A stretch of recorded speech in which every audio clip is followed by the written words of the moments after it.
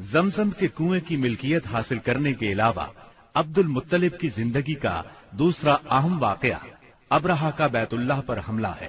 تاریخ میں اس کو واقعہ فیل کے نام سے یاد کیا جاتا ہے۔ ابرہہ ایک عیسائی سردار تھا۔ شاہ حبشہ نجاشی کی طرف سے یمن کا حاکم تھا۔ اس نے دیکھا کہ اہل عرب حج کے لیے مکہ مکرمہ جاتے ہیں اور خانہ کعبہ کا طواف کرتے ہیں، تو اس نے عیسائی مذہب کے نام پر یمن کے شہر صنعاء میں ایک عالیشان گرجا بنوایا۔ عرب میں اس گرجا کی خبر مشہور ہو گئی۔ قبیلہ کنانہ کا ایک آدمی وہاں گیا اور گرجا میں گندگی پھیلا کر بھاگ آیا۔ ابرہہ نے غصے میں آ کر قسم کھائی کہ کعبے کو ڈھا کر دم لے گا۔ چنانچہ وہ ایک لشکر جرار لے کر مکہ مکرمہ کی طرف روانہ ہوا۔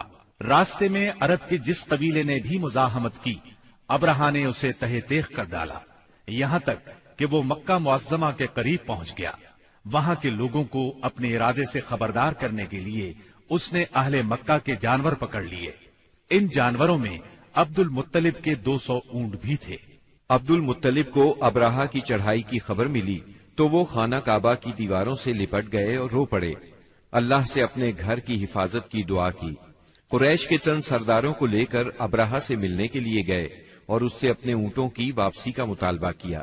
ابرہہ ان کی بات سن کر حیران ہوا اور بولا، تم نے اپنے اونٹوں کی واپسی کی تو بات کی، کعبے کے متعلق ایک لفظ بھی نہیں کہا۔ میں تو یہاں کعبے کو ڈھانے کے لیے آیا ہوں۔ عبد المطلب نے جواب دیا، اونٹ میری ملکیت ہیں، اس لیے ان کی رہائی کے لیے چلا آیا۔ کعبے کا مالک اللہ ہے جو اپنے گھر کو بچانے کی پوری طاقت رکھتا ہے۔ ابرہہ نے ان اونٹوں کی واپسی کا حکم دے دیا۔ یہ اپنے اونٹ لے کر مکہ معظمہ واپس آ گئے۔ 60-70 ہزار کا لشکر تھا اور اس میں 9 یا 13 ہاتھی تھے۔ اس لشکر نے آخر مکے پر چڑھائی کی۔ لشکر مکے کے نزدیک پہنچا تو محمود نامی ہاتھی نے مکے میں داخل ہونے سے انکار کر دیا اور وہیں بیٹھ گیا۔ ایسے میں اچانک باہر قلزم کی طرف سے پرندوں کا ٹڈی دل نظر آیا۔ ان کے پنجوں اور چونچوں میں کنکریاں تھیں۔ جن سپاہیوں پر وہ کنکریاں پڑتی ان کے اعضاء کٹنا شروع ہو جاتے۔ ان کنکریوں کے گرنے سے ابرہہ کی فوج اور ہاتھیوں کا جو حشر ہوا وہ بلا شبہ تاریخ عالم کا ایک نہایت حیرت ناک باب ہے۔ خود ابرہہ مشکل سے گرتا پڑتا صنعاء تک پہنچا اور نہایت دردناک عذاب میں گرفتار ہو کر یمن میں مرا۔ عربوں کے ہاں اس سال کو عام الفیل کہتے ہیں۔ ایک مدت تک یہی تقویمی سال شمار ہوتا رہا۔ قرآن کریم میں یہ واقعہ سورہ فیل میں بیان ہوا۔ کیا تم نے نہیں دیکھا تمہارے پروردگار نے ہاتھی والوں کے ساتھ کیا سلوک کیا؟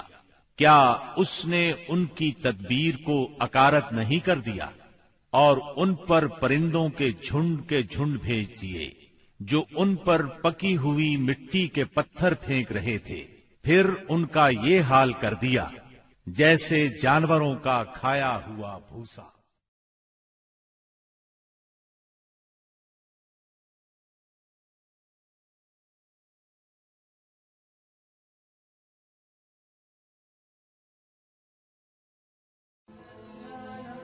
Thanks for watching. Don't forget to like, comment, share and subscribe to